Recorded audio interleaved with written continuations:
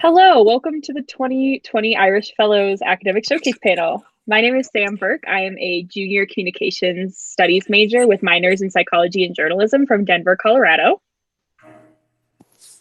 Hi, I'm Mackenzie Waltemath. I will be a senior this upcoming year, and I'm a business and communications double major. And I'm just having a great time. I think it's my turn. I don't know. Hi, I'm Delany Feezell. I'm a graduating art major, studio digital art major with a art history minor. Yeah. And I am Morgan Stromer, a senior art student. And yeah. My name is Emma Redinger. I am a junior communication studies and digital design and development major, all the way from Hastings, Nebraska.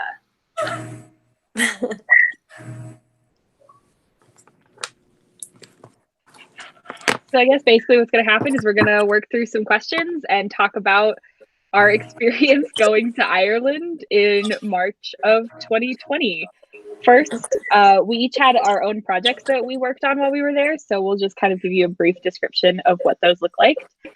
My project was looking at rhetorical strategies used in newspapers and doing a comparative study between Ireland and the United States, specifically looking at how healthcare was presented in newspapers. And since our trip was cut short, it just kind of shortened the time of my comparison. Okay, so I was looking at nonprofits in Ireland and comparing them to the general atmosphere of nonprofits in the United States, with a primary focus on fundraising and marketing.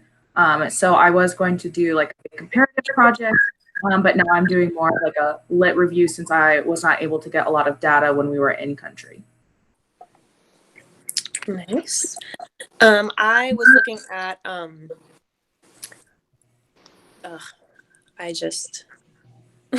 sorry guys. I was doing a photo essay or a photo series on human impact and environmentalism in Ireland. And because our trip got cut short, I don't feel like I got enough photographs, enough material to really put together a coherent photo essay, but I'm still putting together what I can. It just won't be as complete as I had hoped. And mine is a play on curiosity cabinets and how the context of curiosity cabinets work. Mine essentially tied into my senior art thesis, but due to our time being cut short and initially I'd planned on also going to England, and the virus got there first, so that portion of my trip had been canceled just so that way it was safer for all of us who were planning on going. And then we decided later on, the day that I had set up for an interview was the day that we actually had to go back and get ready to go home and come back to the US. So mine has changed a lot and ended up being an analysis of curiosity and what I experienced for the Celtic religion and Norse paganism and how it's still present in Ireland today versus how it was in history. And my project was looking at the history of Gaelic and its importance in relation to modern Irish society. And I was conducting this through an ethnography of communication method, meaning I was compiling interviews with a random sampling of Irish citizens. And since I was only able to conduct about a quarter of the interviews necessary, I wasn't able to complete that aspect of my project. But I'm looking forward to conducting Skype interviews and phone interviews and compiling information however I can forward.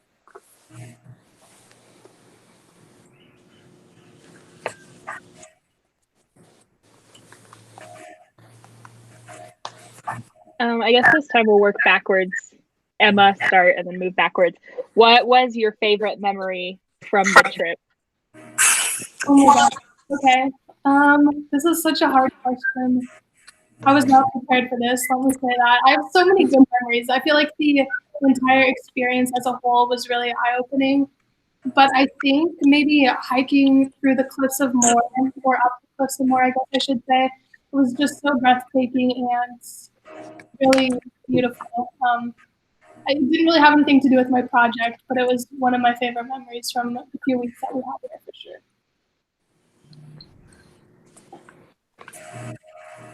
Okay, the next one's me, isn't it?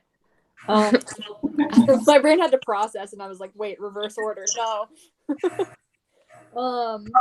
My favorite memory is probably just getting to exist in Ireland, like sharing time with the people that I traveled with, which are these wonderful people that are also on the screen with me, and like just getting to escape for a little bit, like still doing research and still working on stuff, but like not every second can be spent working on homework and like working on your project. So just taking a moment of, hey, we're going to go out and like have dinner together, or hey, let's go outside and take pictures. And like, even if you weren't outside, like watching everything, it's hilarious hearing other people like laughing in the same house and having fun. Like, it was just a good experience with the people that like we traveled with. Yeah, I completely agree with Morgan. I think my favorite memory of the trip was just getting to live with the four of you guys, and I don't know, I feel like all of us really got along really well, and we had a really good mix of like work and play, and if we had gotten to stay the full time, I feel like we would have had really amazing projects, all of us. So it's sad, but I don't know, I think it worked out for the best. And the cheese shop was also a highlight for me. There was this incredible little cheese shop in Ennistimon, which was about 20 minutes away from Lahinch. And yeah, it was amazing. We had lots of cheese. Legends. My favorite memories was after I had just made lattes on a vintage espresso machine. And Davy Spillane, who was our contact in Ireland, was talking about how it's really important to take on like opportunities to like enrich yourself, even if you're not like getting paid for it. Like as long as you're like learning and you're gaining new things, like it's a good opportunity. And that was just like a moment for me to like take a step back and be like, not everything needs to be like so uptight, and like I don't need to worry about everything. Like I can just focus on like bettering myself and like having a good time while I do it. So that was my favorite moment. I enjoyed the entire trip as a whole. Like I think of it so fondly, but I think the two that stand out the most to me were one day we all went surfing. Like all of us went surfing in the freezing cold water of Ireland in the middle of March. But we all just were like, yep, and committed super hard to going. And it was so fun. It was so fun. And one of the other ones was one of the first nights we were alone in the house. We put music on in the kitchen and we just danced and sang like as a whole group for like 2 hours. And it was like such a freeing and happy moment, like with the five of us being like, I think that was one of the first times we were a collective whole, and it was just so fun. And it is a memory that brings me so much joy to think about. Oh, I want to add the chicken strips. Favorite thing, like probably my favorite food the whole time we were there, which is saying a lot because like we went to some fantastic restaurants, but oh my god, those chicken strips, so good. All right, the next one. Okay, you got it. Go for next question is, what made you decide to apply for the Irish Fellowship Program? I'll start.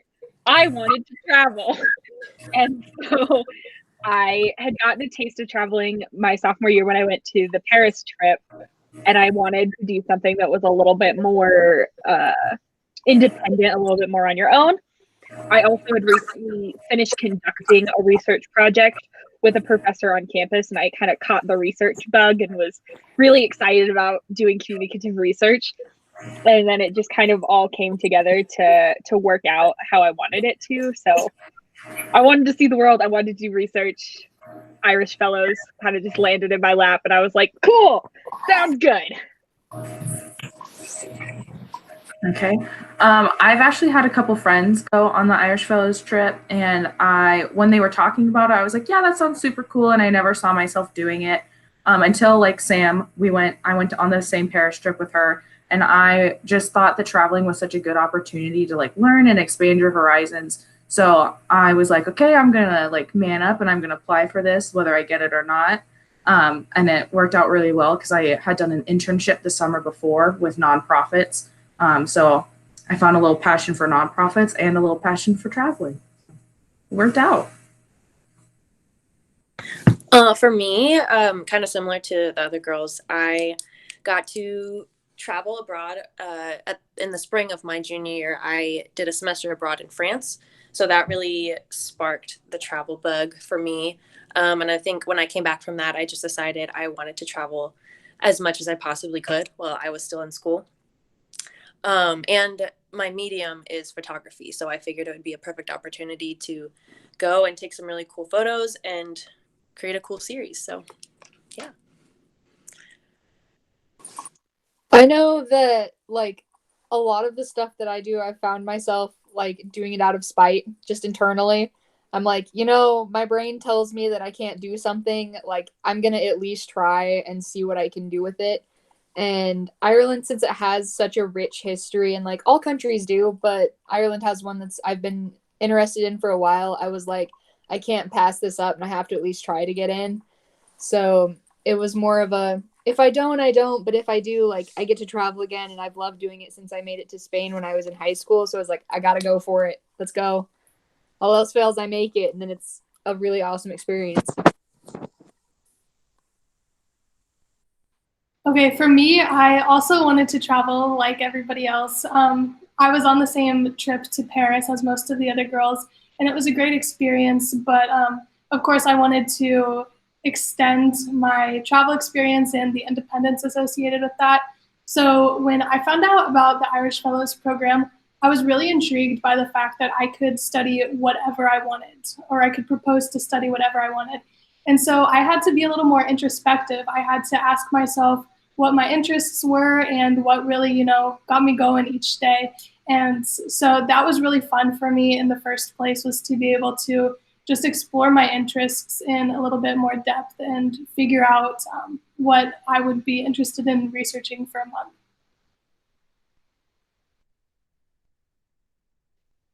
Awesome. Starting with Emma, like going back reverse order, what would you say to someone who wants to apply to Irish Fellows but doesn't think their idea is good enough?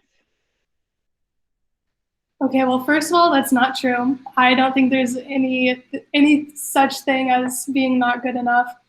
But I would say that your project kind of lays out for itself when you arrive in Ireland, and everything that you maybe thought wasn't going to be possible or was going to be more difficult becomes a little bit more easy because you're so passionate about it, right? You're in Ireland and you're studying this thing that really ignites your fire, and you have so long to do this and you're completely independent. And so I found for me personally that I was just so excited to get out there and be conducting this research, regardless of how good it is, good in quotations. So I say go for it, by all means. Yeah, I'm 100% on the same one, because like that's something that had gone through my mind, is like, oh, they're never gonna pick this. But as soon as, and I was so concerned that maybe there wasn't enough room for this type of research, or maybe there wasn't enough information on it. And the moment that we got to Ireland, and like since I was studying like the older cultures and stuff like that, the first thing that we see when we go down in the airport and get to like the open area where you're about ready to go out the door is a ruin in Elder Futhark that is like the name of a restaurant there, which is a direct reference to the initial cultures that were in Ireland and like that have continued to stay and remain throughout the years. And that just like gave me so much more inspiration for the whole rest of the trip of like, no, this is possible. This is still here. It is still present. Like, this isn't a lost cause. And I think no matter what your like research or your passion is, you'll find something that fits it, and you'll find a reason to like give it a shot. And no matter what, it's interesting. Like, definitely give it a try. Absolutely. Like, I don't think there's any such thing as something that's like an idea that isn't good enough. If you just find something that you find interesting and you're passionate about and you pitch it, I mean, you have all the resources and all the help you could ever want. Hastings College has a really strong connection and partnership with Lahinch, with the town of Lahinch. We had so many amazing people there to support us, to help us, contacts. You can do it. Absolutely. Like I don't think there's any idea that wouldn't be possible. So go for it. Yeah, I agree with everybody else. Like, you definitely have to find something that like you're interested in and you're passionate about, but there's not a bad idea. And then to go with what Delany said, like I went into Babcock's office and I was like, I'm kind of interested in this or this or this, and he like worked with me to help narrow down my topic. So like if you have an idea or you're kind of hesitating, like go talk to someone and they'll help you figure it out and kind of give you like more of a focus for your idea. So like even if you think you have a bad idea, like just go talk it out with somebody and they're going to help you. So yeah, exactly what Max said. Like if you have an idea, no, I don't think any of our projects are the same now as when we proposed them in the fall. Yeah. Because so many things change. So one, talking to Dr. Babcock is super helpful. He knows so much about Ireland and so much about this program that he can help you shape whatever you're trying to do into an applicable Irish Fellows project. But also you work with an academic sponsor of your choice. So working with them and picking someone that you know you can work well with, who understands what you're trying to do, they can help you shape whatever you're trying to do into a really cool project. And as long as you're passionate about it, it will turn out cool because it's something you want to do. And I think everyone should try it because it's awesome and super fun.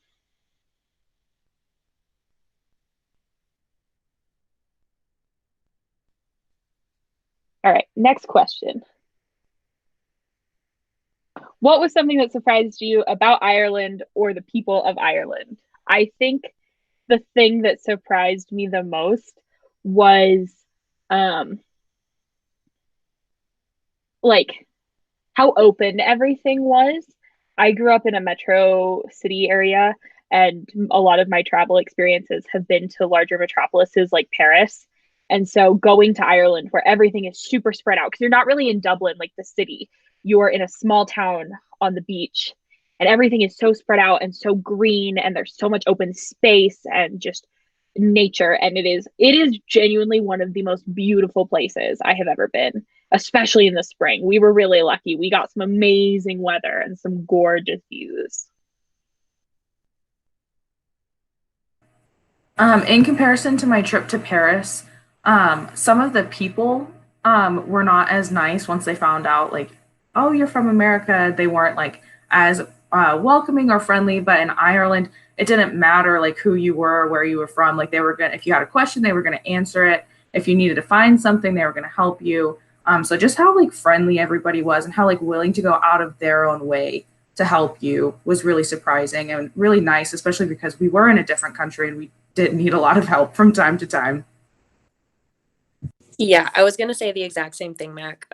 In comparison to my time in France, the people of Ireland are so kind, just like unwaveringly nice. And like you said, like just very willing to help, willing to just do whatever. I mean, how many times did we just go up to people and ask if we could ask them questions or interview them or see if they knew people that could help us out? And a lot of times people were really, really helpful if they could be, you know? So, yeah. That, like, when you mentioned that, that reminded me of the cheese shop where the gal was like, I'll get you her number right now. And, like, dug out her phone and was just reading it off. It was just so excited to be able to help you. Exactly. Yeah. Like, genuine excitement to help out. Yeah. Yeah. And, like, that along with how just supportive Irish, like, just Irish culture is.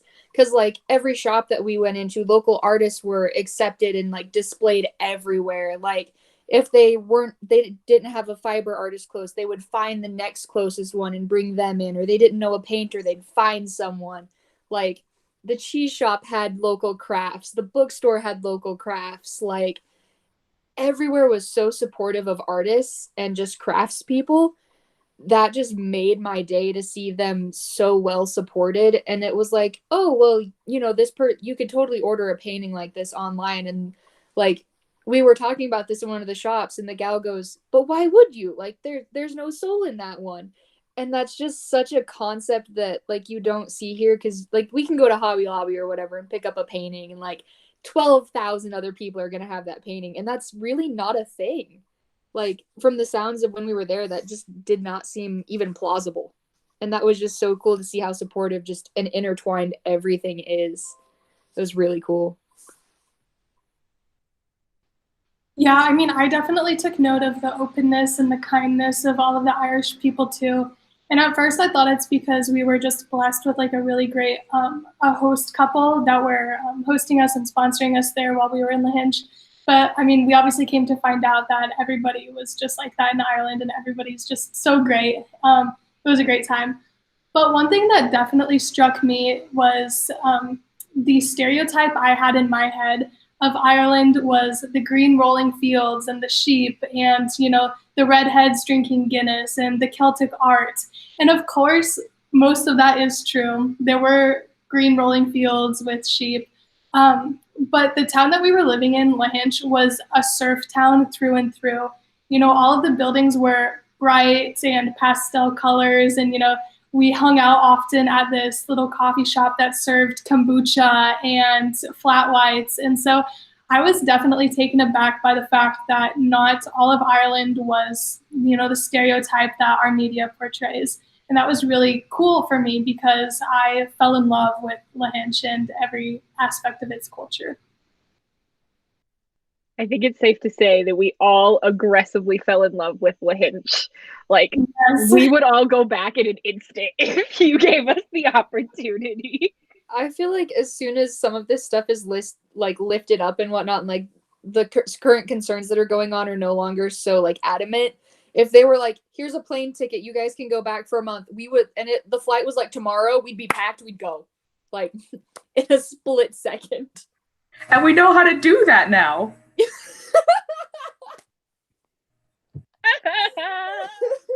All right, too soon? No, that was hilarious. It worked. We really do. All right, next question. Starting with Emma. I guess I'm going to combine the next two because they kind of go hand in hand. Do you think that anyone can succeed in Irish Fellows? And what advice do you have for the next group? Okay, first of all, yes, of course. If your heart is in it and you're passionate about what your project is about, you can 100% succeed. And I also think that success looks different for everybody and for every project. You know, it just depends on what you want out of the experience. I find that if you are actively searching for something, that will show up for you. So advice for the next group: take advantage of the opportunities you're given. You know, if somebody tells you about something that's going on, just go for it. Just show up and be there. I mean, you're never going to get this experience again. And so just really live in the moment and take advantage of every opportunity you can.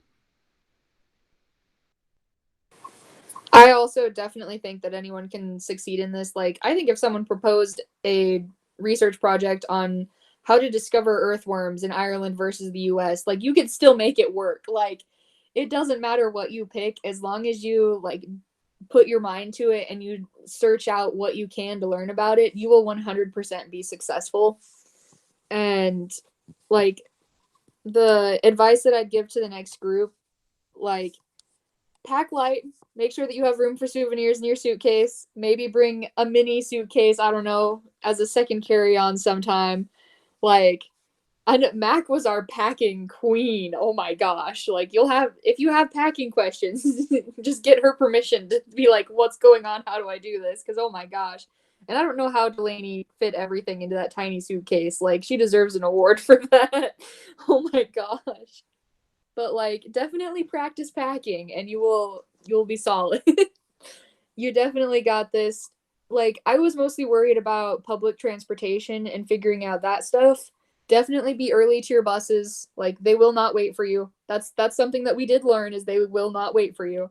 But other than that, we didn't really run into any major problems or anything like that like was within our own control. So go for it. Yeah, for sure. I think anyone can absolutely do this. And I think everyone should at some point. I think getting out of your comfort zone and traveling abroad is such a meaningful experience, at least for me. I don't know about you guys, but traveling abroad, especially with a group of people like this, it's one of the best things I've ever done, ever. So yeah, I say go for it. And if you're nervous, if you're a little uncomfortable with going out of the country and living and shopping, it is scary, but you'll be shocked about how well you can adapt. So. And like that was something I was really worried about, and that's where it's like talk to your group members, because the likelihood one of them's going to want to go the same place as you do, and you can team up. Like Absolutely, you don't have to be on your own. You can be working on your own stuff with other people. Like you will find ways to make it work. I think a general theme of this trip and this group was we're all in this together. I think, just the mutual support is really important. So get close to your group members and value them. So any advice, definitely pack light, because you will be bringing back so much stuff. And just try not to overthink it. I know it's scary going to a new place, but it's temporary. Even if it's 3 or 4 weeks, it goes by so fast and you'll be back home before you know it. So, yeah.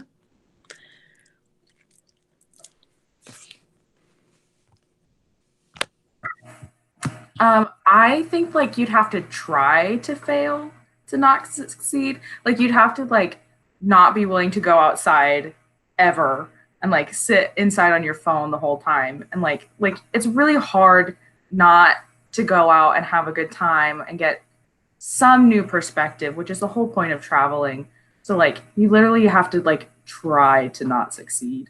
My advice for the next group would be kind of like what everybody else has been saying, like pack light, just make sure that like you're supporting your group members and that they're supporting you.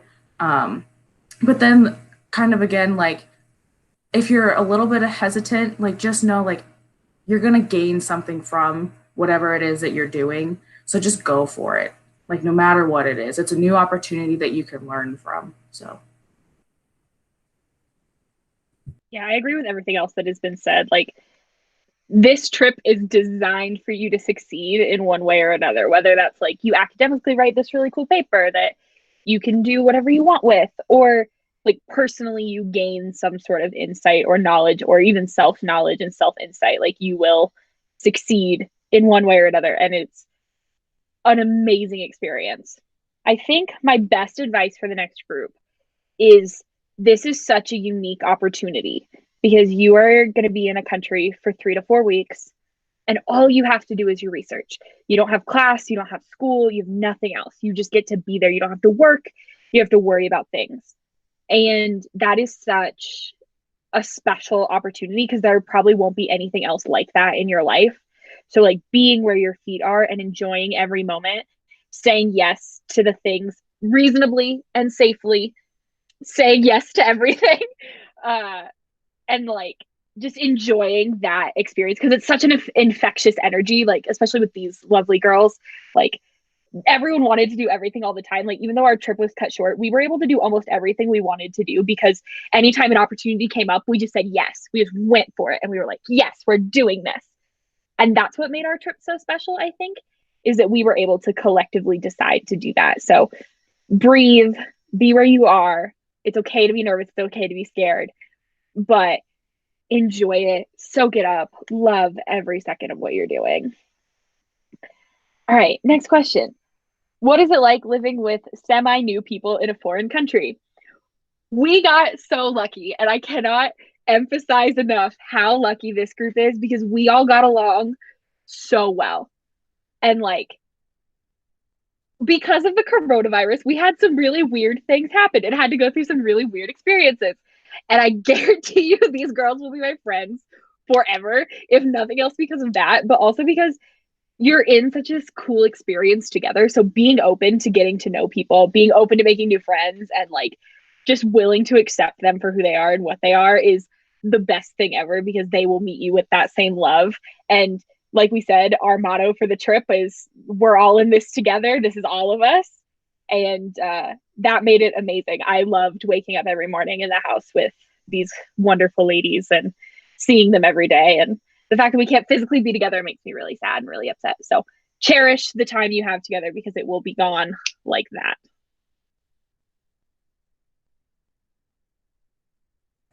Yeah, I definitely love these girls with all of my heart. We bonded really fast, and I wasn't expecting that, but it was really a blessing. I think we were talking about it one day. I think the reason that we all got along so well right off the bat is that we played off our strengths. So like this, I guess, would be another like bit of advice for the next group. Like if you're good at something, just go for it. But if you know like it's not your strong suit, more than likely somebody else in the group has that strength.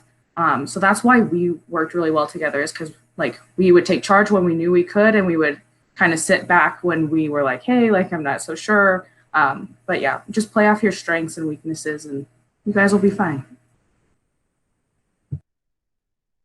For sure.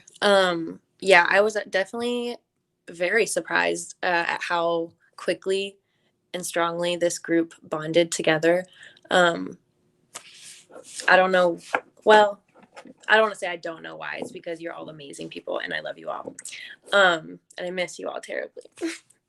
But yeah, I think we all communicated very well with each other. And we were all very respectful of each other's space and comfort zones and what we were, what food we wanted to eat. And no one was very dominant over the group. Like it was a collective effort the whole time, which I think is really important. Don't push anyone to the side. Don't let anyone become like the group leader. Like we all just communicated very well with what we wanted, what we didn't want. And I think it worked out really, really well. We had no major issues. So I think if you're nervous to live with new people or spend this amount of time with new people, it's totally understandable. Just be a good person. Just be nice. I don't really have any other advice. Just, you got it.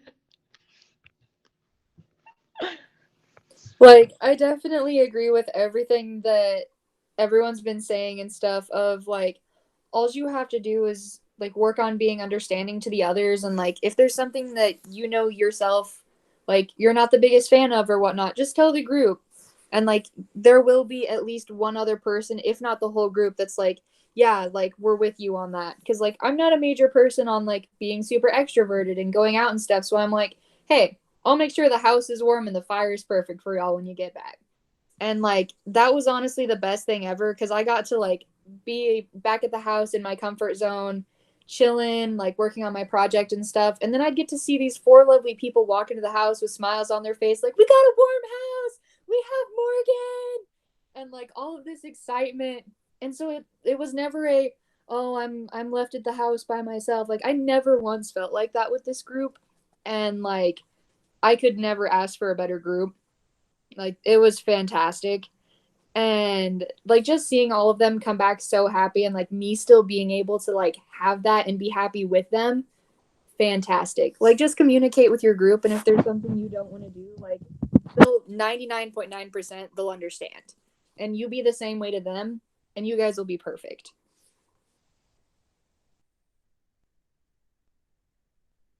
Okay, yeah. Everybody else kind of hit it out of the park. I don't know if I have anything new to add to this, but I do want to say that I think the people are one of the most important parts, if not the most important part of the trip, because there are things that I wouldn't have done had I not been like around these girls, and things that I probably would have missed out on had I not had these people here pushing me and just like motivating me through all of it. And so yes, it's not scary, but it's a great thing to be living with so many other people that you might not know very well. So take advantage of that, and yeah, just take it for what it's worth. Tangentially on that note, we also loved our house so much that I think that influenced how happy we were, because we had the cutest little house with the cutest little blue door, and we just were like, this is home. We made it a home from the second we got there. And I think that's a really big piece of advice, is like, make your space somewhere you enjoy being, because that will influence everyone's moods immensely. We also appointed mom and dad within the first 3 hours.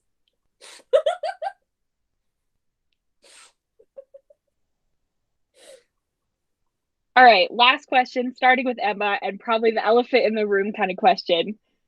How did the pandemic impact our time in Ireland, and what was that experience like? Okay, do you guys want me to tell the story of what happened? Is that what we're doing Yeah. right now? Yes. Yeah, tell Yeah. the story. Yep. Okay, so we get to Ireland, and the COVID-19 pandemic isn't really a huge thing yet. I mean, cases are surfacing, but it's not anything to be scared of. Like, obviously, international travel is still being allowed. And so we're going about our time, having a great time in Ireland, just living it up. We get to about week 2 of our time, and it's time to go to Dublin for the weekend. And so we're in Dublin, having a great time, staying at a very nice hotel, and we're asleep. Okay, it's like 2:00 in the morning. We're just having a nice little snooze, and then all of a sudden we essentially get a call from Dr. Babcock saying that they're buying tickets for us to come home that day. And so we're all like, okay, what's going on here? So we communicated, we talked it out, and we ended up having to leave the next day, right? Was it the next day or was it 2 days later? I think it was 2 days later because we flew out that was on a Thursday morning at like 2:00 in the morning, and we flew out of Belfast on a Saturday morning. Yeah, we had one full drive day, and then the next day was our full fly day. Oh, it was awful. Yeah, so there were some passports left back in Lahinch, which is, by the way, about a 4-hour bus ride back from the east coast of Ireland to the west coast of Ireland. So we had passports and all of our luggage was still there. So we had to find a way to get back there and then get back to Dublin and fly out. But by the time that would have been possible, we weren't sure what the international travel situation was going to look like. So we had to fly out of Belfast instead. And so we were able to take 4 flights. Yeah, we flew from Belfast to Heathrow to Boston to O'Hare to Omaha, where Dr. Babcock picked us up and drove us back to Hastings. And some of us had to go like to Denver. I know Sam had to go all the way home. So it was impactful. Yeah, to answer that question, the pandemic definitely impacted our trip. I don't know who wants to take it from here, but there's a lot more you could add. Well, I know, like, the last day that we were in Dublin, the moment where you guys were like, okay, we're gonna pick up some snacks for the ride to or on the way to Belfast, and just when we were walking around taking like a couple minutes to just be like, okay, this is our last little bit in Dublin, we're gonna breathe for like 30 seconds, figure it out before we're ready to go. And when we went into the like supermarket, basically, like, I looked down the like produce aisle and saw like 2 peppers. And like every other store that we had been in had been packed, like there had been food everywhere and stuff like that. And this grocery store had lines all the way to the door, like packed. And I just kind of stood there in shock for a second, and my brain was just kind of like, nope, time to go outside. Because like as soon as I saw empty shelves and stuff like that, I just switched off and was like, I'm gonna go be outside where it's less crazy. Like little stuff like that just started to show up more and more. Or we went to have lunch and we had just went and had supper at this same restaurant. And we came back to have lunch before we left because we were like, okay, we definitely wanted to try this one food. We're going to try it and then we'll head out. And it went from like servers not wearing gloves, not da-da-da-da, to, okay, put your change on the bar and slide it to me. I'm not going to touch anything. I'm wearing gloves. I'm not going to get even close to you to pass you your food. Like, stuff flipped on a dime, and that was kind of the strangest moment of that, besides the, like, 1:32 a.m. phone call going, hey guys, coming home. that was wild. Yeah, definitely agree with you, Morgan. And for me, I just remember it being kind of like a slow buildup. Like when we left, it was definitely a thing. It was definitely classified as a pandemic at that time, but none of us were really like worried about it. None of us really even thought that we would be coming home early because of COVID-19. And then like every single day we would just get more and more news like, oh, new cases are here, it's spreading here, it's getting worse here, there's more, just it kept getting worse and worse and worse. And I think all of our anxieties just kind of kept building, and we didn't know like what to expect. And then it kind of came to a head that one night in Dublin. And we had to go all the way back to Lahinch, and then all the way back to Dublin, then all the way to Belfast. And it was just such a process getting home. And we were all just so dead tired by the time we made it home, and just like kissing the ground, like thanking whatever entity you believe in that we made it. So yeah, and for me it was really a bummer because I was doing a photo series, so I can't do photos of Ireland if you're not in Ireland. So that was a really big bummer that it was just it just ended so suddenly, so abruptly, and we all just had to come home. But I mean, it worked out the way it was supposed to. I have no doubt. No regrets. I'm glad we made it out when we did. Yeah, like definitely the first few days, because like I had kind of kept tabs on it and like I had written it down. And I know like Sam, because this is her actual chunk of research of like tracking it through the news and stuff too, because it coincided with her research. And like just when I was like picking up on it, popping up on like my news feed on my phone, like 3 days in, it was like, oh, there's one case, and we were like, oh, okay, yeah. And just the fact of like just within that basically 2 weeks time frame, or like week and a half, how quickly it like started playing on the radio constantly, or like we'd hear people talking about it in the shops. Then it was just kind of that like, okay, it's getting harder to like distance myself from. And then it just continuously got closer and closer and closer to where like it was continuously like on your mind, it was present, like it was showing up on your phone. Like, yeah, I'll definitely let Sam continue though, I jumped in.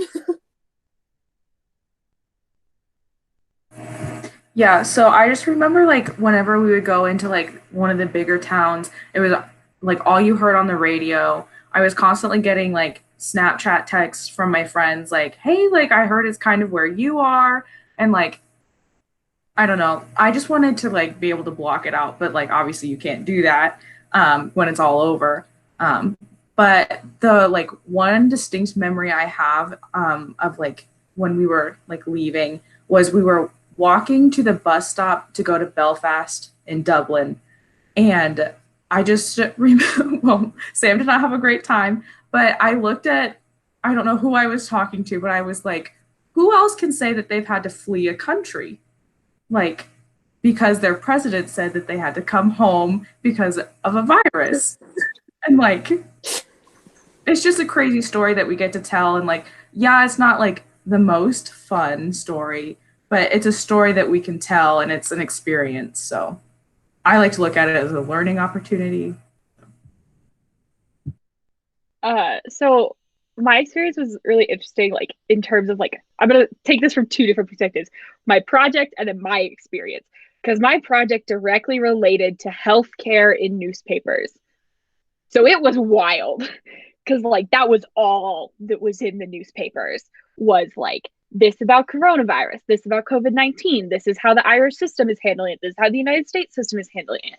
And that for me, like, inconvenient that there is a global pandemic, but the rhetorical timing of it for my project made that really, really interesting. And so like, as I'm going through and doing my analysis right now, like it's been very fascinating to see and to watch. And like, I definitely wish it wasn't the way it was, but it has made for a really interesting analysis.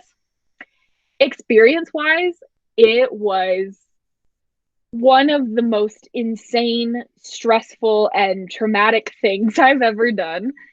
There was a lot of running for planes and buses and trains. I think I counted it when we got home, and it was like 5 buses, 4 countries, 5 planes, and like 3 states. And we were like, what? How did we? Cool. And I remember like the moment that stands out most distinctly in my head, and I think it was something we had all like, I don't know, at least personally, I was like, this is the moment where everything will be okay, was once we cleared customs in Boston. I don't know if you can see them, but all the other girls are nodding. because we all were a little bit sick. None of like COVID symptoms, no COVID symptoms or anything, just a little bit of a cold from the amount of traveling we'd been doing. And we'd basically been running ourselves down, going crazy. And we were so worried that we were going to get quarantined in Boston. Like we never said it out loud, but we were all really, really worried about it. We collectively knew. We collectively knew, and we were really worried. And so the moment that all 5 of us crossed customs in Boston, I think we all just sighed a little bit of relief. And we were like, okay, we actually get to go home. It's going to be okay. We're in the United States. Because another thing that happened, and this is wild as well. So originally, part of why we came home was because Trump had placed travel bans to Europe, but did not include Ireland and the UK in those travel bans. Well, our flight from London to Boston landed 2 hours late. And in that time, when we were in the air, Trump closed borders to UK and Ireland, which is where we were coming from. And so I don't know about you guys, but when I landed, my phone had so many texts being like, are you going to be allowed in the United States? Because no one can get in contact with us because we were on a plane. Yep. And so that was another aspect of that like was terrifying and just really weird. And I'm really grateful that we came home when we did, even though it was really bittersweet. I'm really glad that we got home and that we're all safe and we all did our quarantines. And then, yeah, because then we got home at like 3:30 in the morning. And the next morning we woke up and Ireland had been raised to a level 3 by the CDC, meaning that we could no longer just self-monitor. We had to self-quarantine, which most of us were planning on doing anyways. But it just it was a lot of domino effect at the same time. And it was a very interesting experience. And as many people I have talked to have said, will be a great story one day and builds character. I want to add one more extension thing, either for the next group, or I don't know if I want it as like a favorite memory or a next group, please do this. Get a plant. And please ask our taxi driver about the plant. Okay, the plant story, real fast. The first day we went to the grocery store, I wanted some basil for our food, and to buy a little packet of basil like this big with like 6 leaves was 99 cents. And it was the same price to buy a little basil plant. So I decided we're going to buy a basil plant, and we kept it alive. And then we were driving back there's this lovely taxi driver. His name is Tom. He's very sweet. He picked us up from the bus stop in Ennis on our way back from Dublin to pack up our stuff.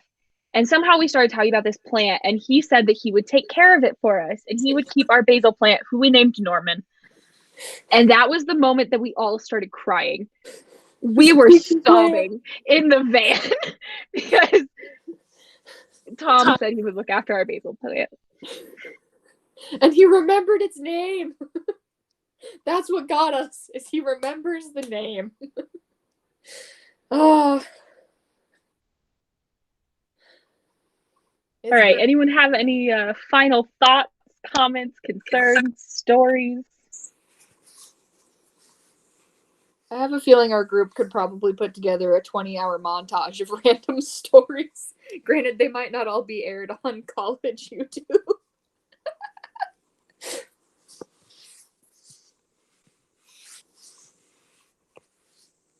Awesome. Well, thank you all so much. This has been our Irish Fellows 2020 panel, and yeah.